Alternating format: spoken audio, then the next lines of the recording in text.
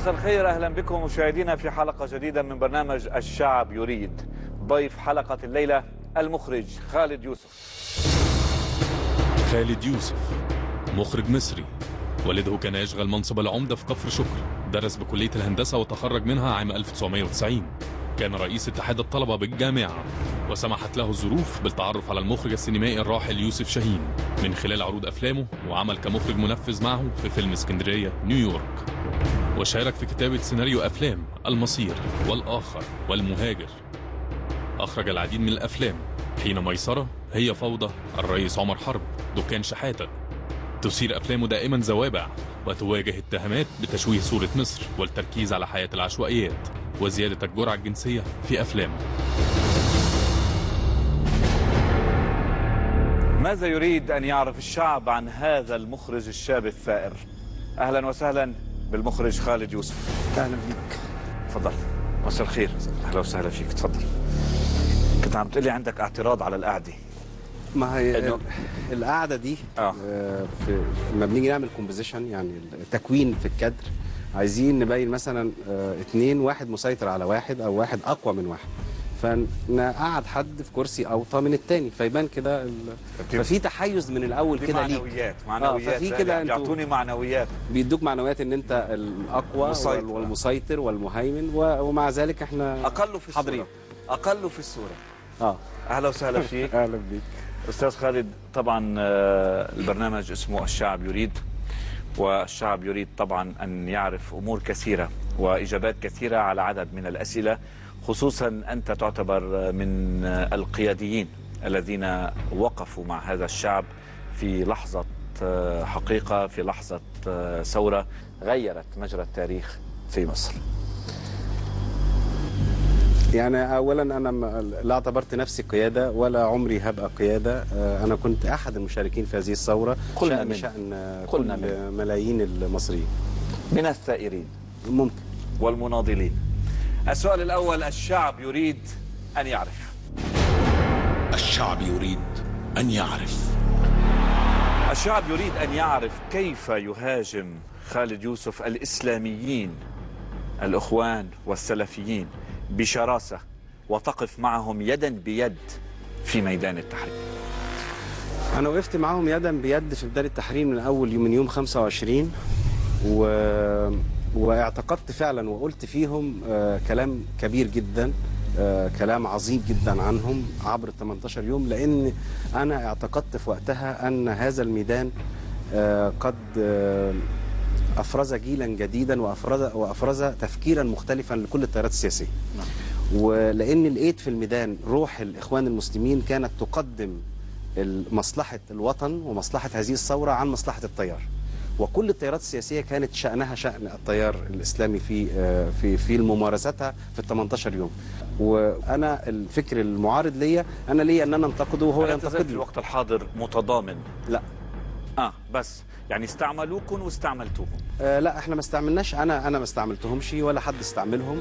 اللي حصل هذا ما يقال ان التيار الاسلامي او ما يعرف بالاخوان المسلمين او السلفيين، يعني التيارات يعني الملتزمه دينيا، قد سيطرت او استعملت الشبان والثوار الذين نزلوا الى ميدان التحرير لغايات شخصيه، في وقت ايضا كانوا هؤلاء الشبان بحاجة إلى مناصرة وإلى دعم من التيارات الإسلامية، فاستعملت هذه التيارات من أجل تحقيق الهدف.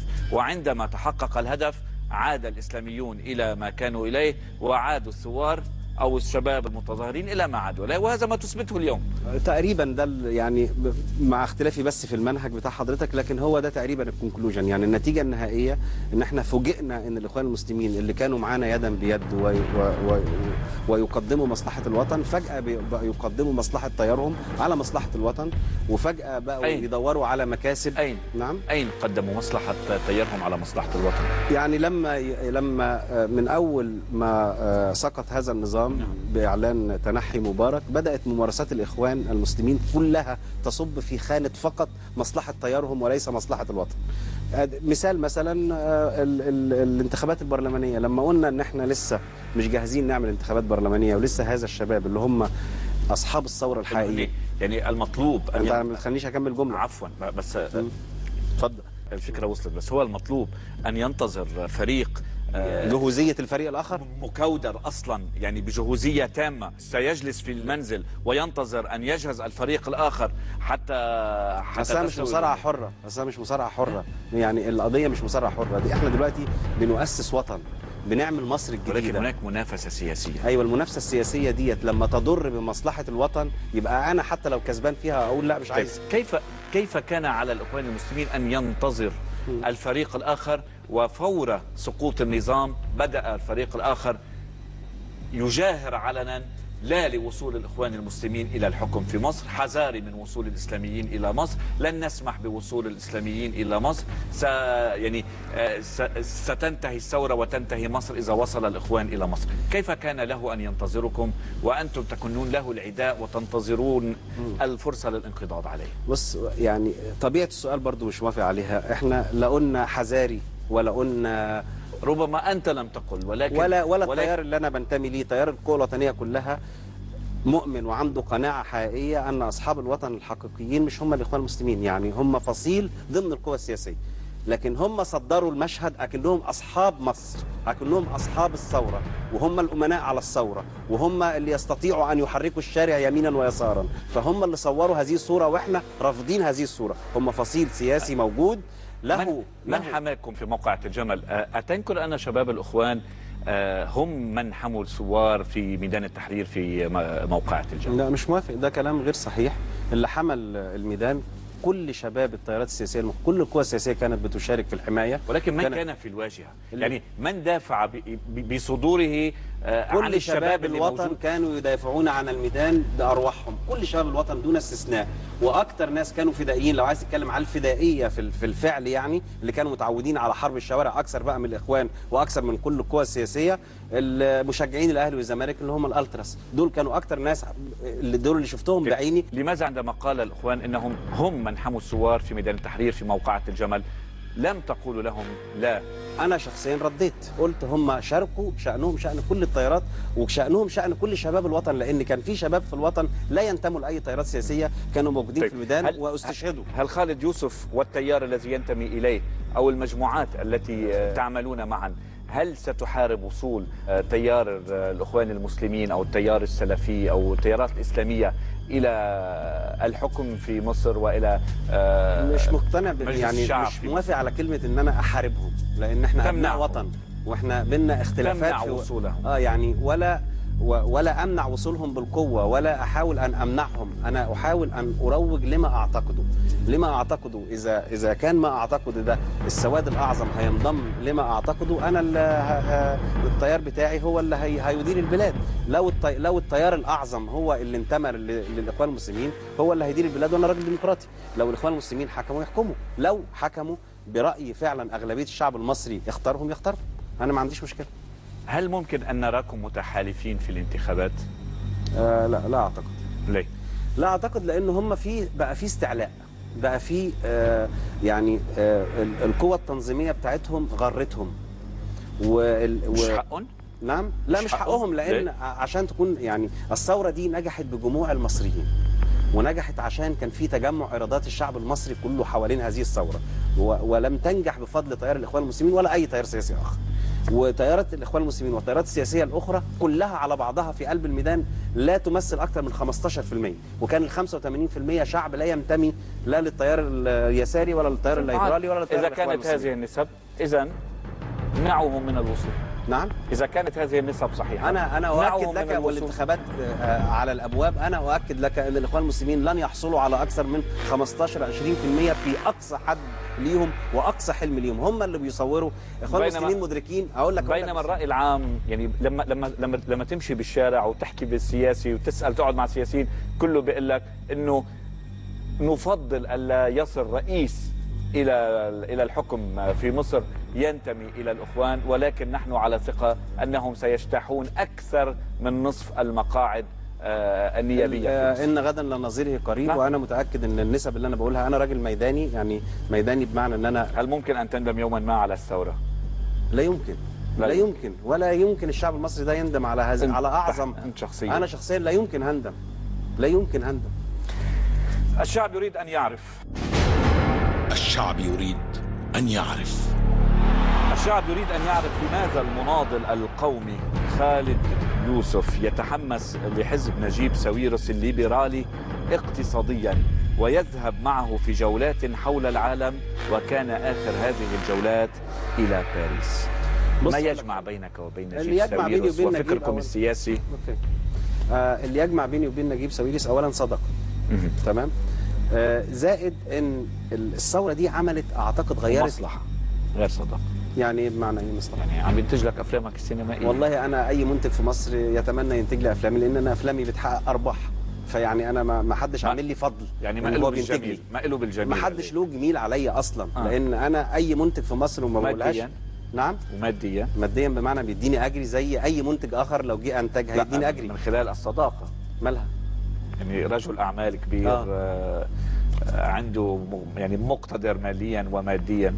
هل ربما تكون هالدعايه اللي عم بيعملها نظير بيديني فلوس عشان اعمل له دعايه يعني، ولا شارف. على اساس ان انا محتاج قوي يعني فلوس؟ انا مش عارف. بص صديقي، انا بالنسبه لي فيما يتعلق بتجربتي مع المهندس نجيب ساويرس، هو صديقي وهو المنتج اللي بينتج لي افلامي، وانا متحد معاه في الرؤيه في هدف مهم جدا، هي الدوله المدنيه. نعم. تمام. وانا شايف انا بعد الثوره ما نجحت، حاسس ان الاحزاب اللي على اساس ايديولوجي يعني ليس لها. خليني اكمل جمله. خليني بس اكمل جمله اخواني بجد يعني. عفوا. لا بس عم بعلق لانه على كلمه يعني. لا، الدوله المدنيه ملهاش ما تحصرهاش في صراعنا مع الاخوان. ما تحصرها، لا تحصرها للاستيضاح او صراعكم مع العسكر. ما انا بقول لك الدوله المدنيه تشمل كل الامور دي، تشمل تخوف اي رجل حر من ان يحكمنا العسكر او يحكمنا رجال الدين او يحكمنا الفاشيست.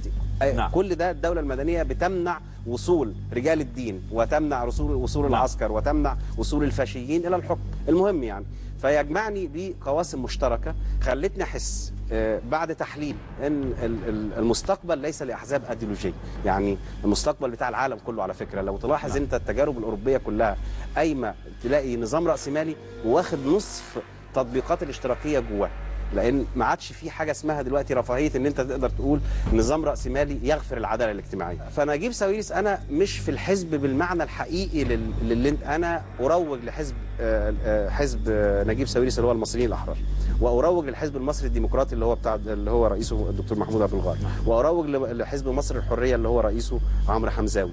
يعني في احزاب انا متضامن مع، وطبعا واساس الحزب اللي انا بنتمي ليه ايديولوجيا اللي هو حزب الكرامه، الحزب الناصري ده انا منتمي ليه.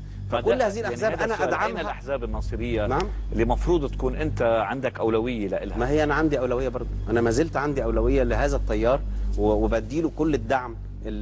يعني انا موزع نفسي بمعنى ان انا بدعم اي قوه بشوفها انها بترجو مصلحه الوطن، ما بترجوش مصلحه التيار ولا الافق القصير بتاعها. طارق الشناوي يقول بفيلم كلمني شكرا كانت هناك دعايه فجه لساويرس من قبل خالد يوسف.